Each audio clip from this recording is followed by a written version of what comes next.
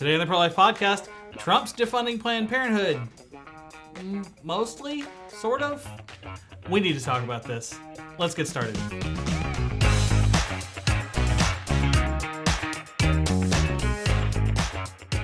Happy Thursday, Pro-Life family. Welcome to the table. Grab your coffee. This is like my fourth. Hey, guys. Hi. Hello. Well, we're worked up today. Very. We have some issues with a certain organization. These are not new issues that we have, but stories are bad. First, we'll introduce ourselves for the audio listeners and things. Kim Schwartz, Director of Media and Communication. Michaela Vaughn, Director of Education. Brent Klingerman, IT Director.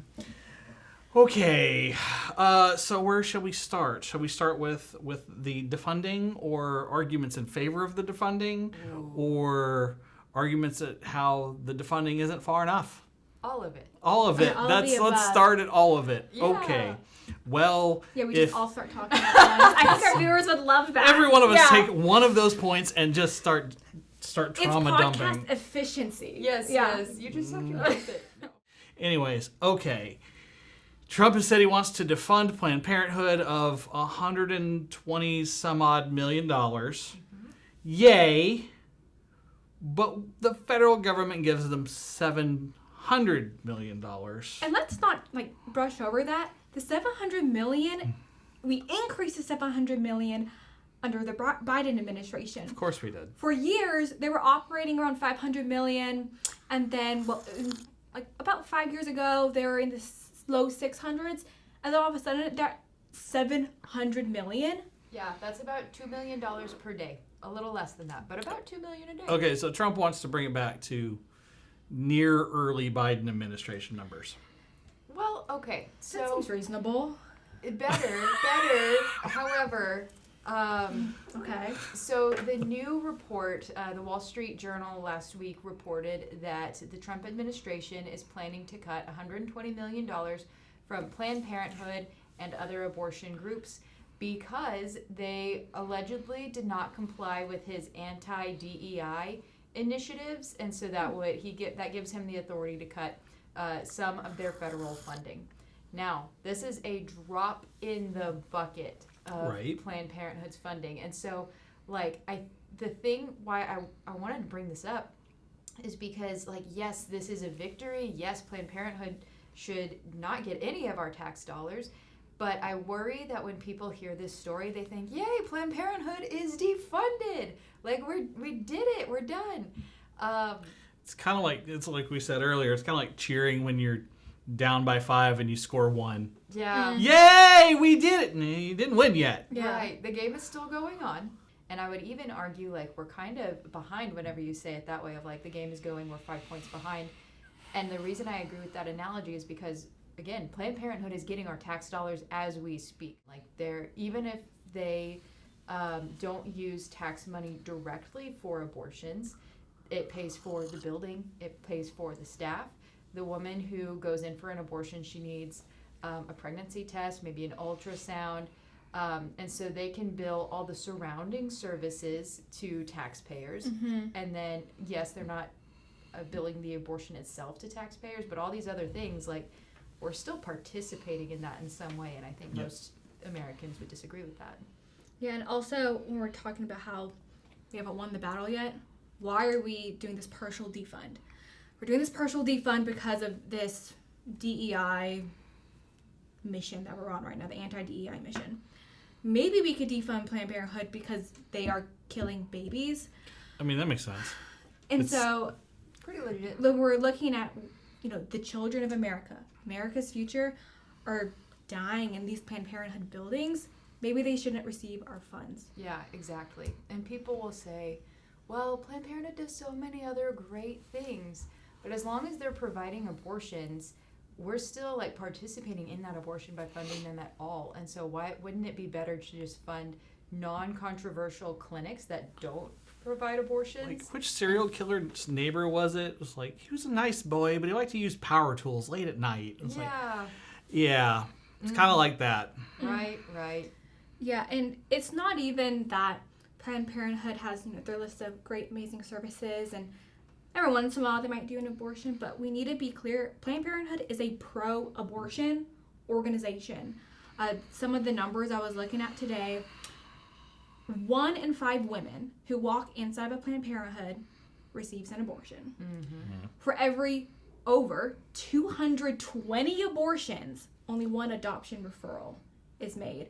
And they commit, they're the number 1 abortion provider in the United States. Exactly. So this is not an organization worthy of our tax dollars. It's good that the Trump administration is working toward this partial defunding, and it's also important to note that this defunding hasn't happened yet. The Wall Street Journal just reported it last week that the Trump administration plans to do it. They haven't done it yet. They will, I would expect them, since the report has come out, that they're actually going to do it, but it hasn't been done yet. So again, that's another reason not to wave the victory flag quite yet. And this is only of the $120 million that the Trump administration is taking from Planned Parenthood and abortion organizations. So that's a big group of abortion organizations, and Planned Parenthood is one of them. Planned Parenthood's funding is about $27.5 million that Trump would take in this move. And so that's about 2 weeks worth of their funding, and they're still funded the other 50 weeks of the year. So again, that's great. The less of my money that Planned Parenthood gets, the better. I mean, if you'd have said we're defunding 50 weeks and they're still getting 2 weeks, I would still say, well, that's not quite far enough. Exactly.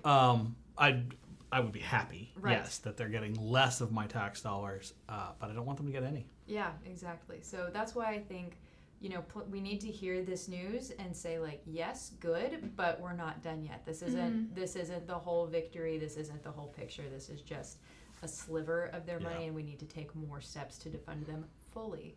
So we're talking about federal taxpayers, right? Correct. So states can also fund Planned Parenthood largely through allowing Medicaid, women to use Medicaid to go to Planned Parenthood. And so interestingly, yesterday, the Supreme Court of the United States heard the oral arguments for its Medina versus Planned Parenthood. And this is a South Carolina law that's being argued right now. In South Carolina, it's illegal for state taxpayer funds to go to fund abortions. And one of the discussions that came up from this was if we send any money, even if the money's going towards rent or the STI testing or whatever it may be at Planned Parenthood, because money's fungible, if I have the rent covered by the state, more of their revenue can go towards, abortions. So Planned Parenthood is suing South Carolina. Classic. And this lawsuit has been going on for 7 years. And every time it's been appealed, Planned Parenthood has won. Yikes. So this is the first time the Supreme Court has finally accepted to hear the arguments of whether or not do states have the authority to not allow their taxpayer money to go to abortion. Right. I mean, I feel like a state has the authority to put their money wherever they want to or don't want to. Right. But the states are blocking women's health care. How else will these women be able to go in and get, their breast cancer screenings? Pregnancy centers and hospitals anywhere and else. Actual doctors. I don't know, guys. You're sounding radical right now. Call me crazy.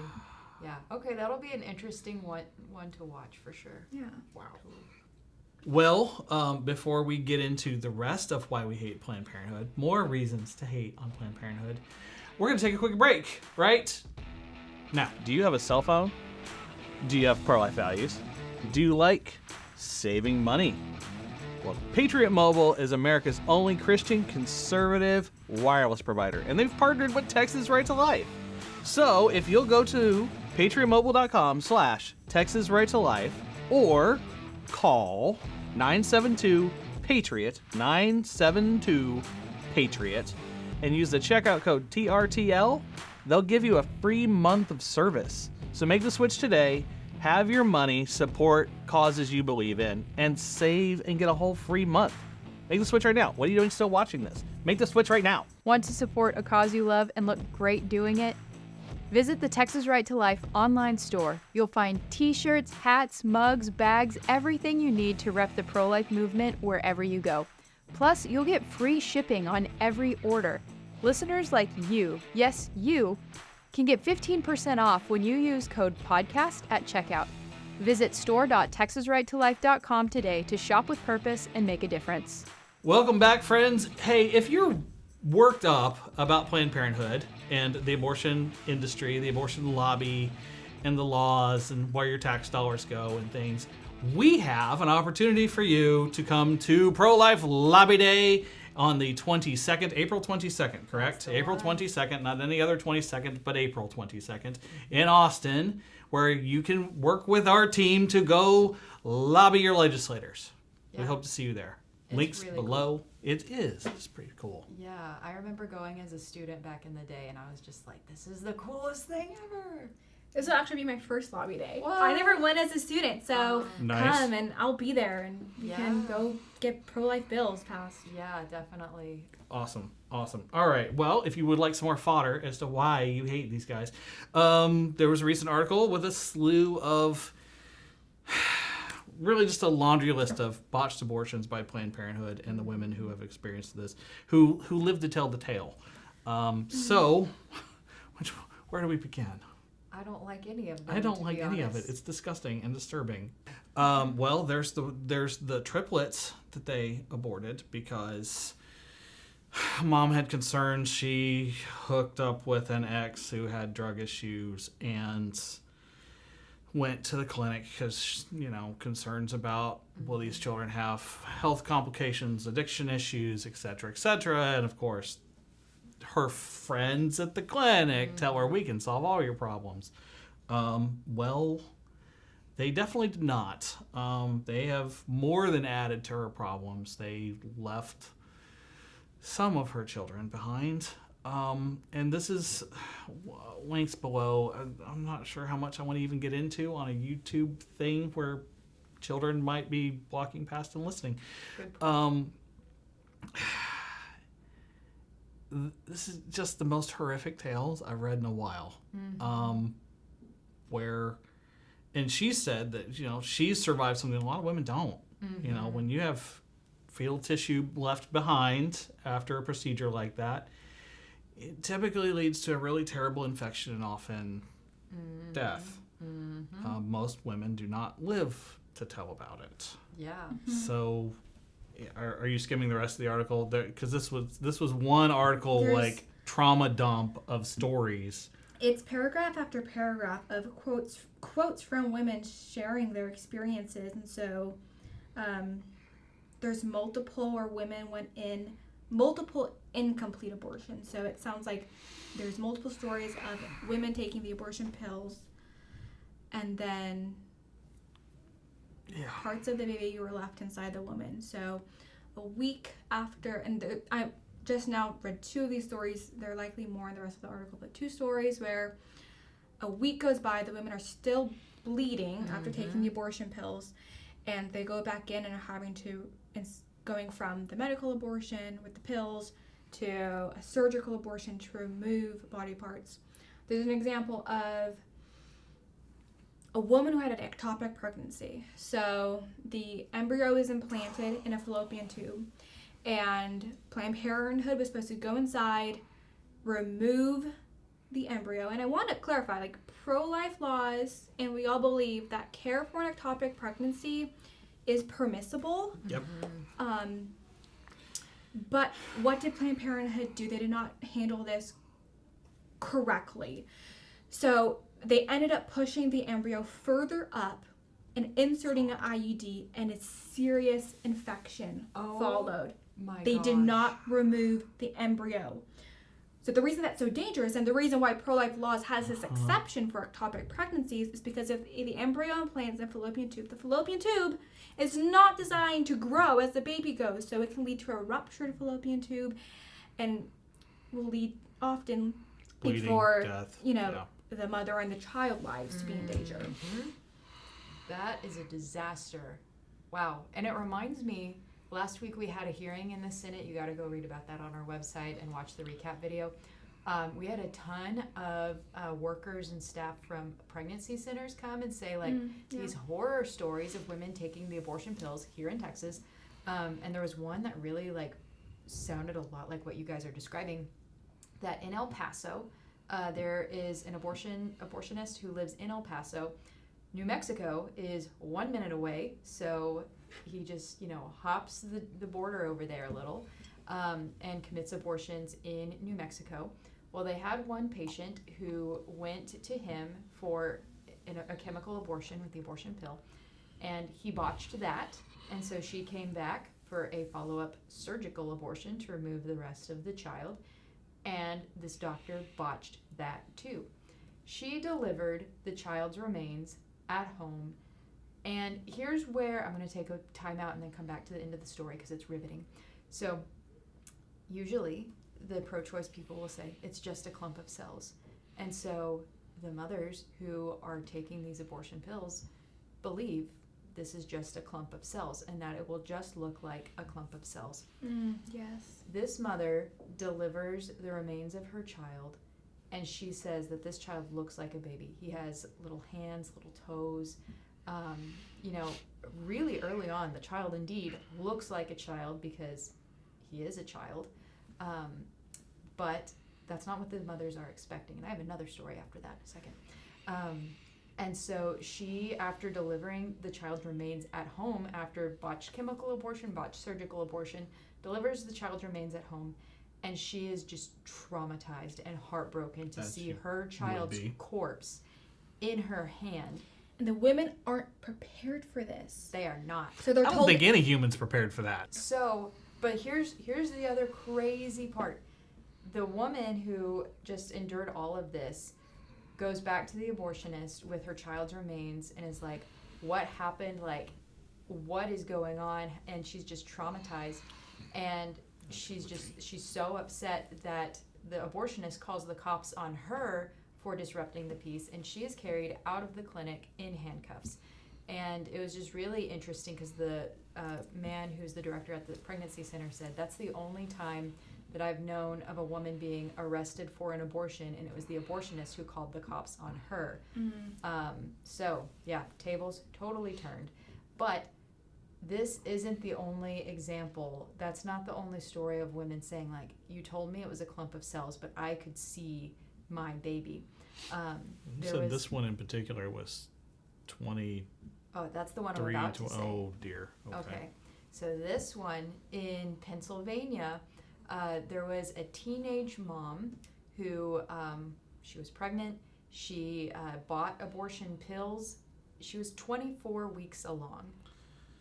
That is a good-sized baby. That's like bigger than the palm of my hand. Like at 20 weeks, the baby is about the size of your hand. My children are getting a little older. It's been a while, but anatomy scans, what, 22? The anatomy weeks? scan is at 20 weeks. 20 weeks. Okay, so this is fully developed child. We can tell gender and any other issues this child might have through ultrasound at this point. Like, this is a fully developed child. They're just smaller. This child could even survive outside of the womb at this point. Like 24. We've done some stories. 24 weeks is kind of right on the line, but yeah. It's happened. And just one thing about abortion pills. I just learned this recently. Abortion pills were originally approved for up to 7 weeks.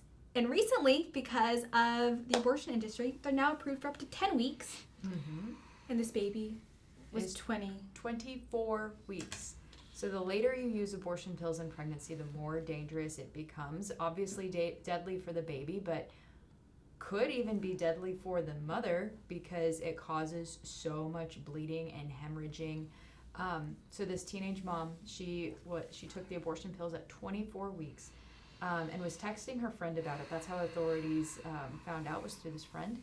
And she delivered the child at home, like the deceased child, and was so freaked out. She said, this is a fully developed child.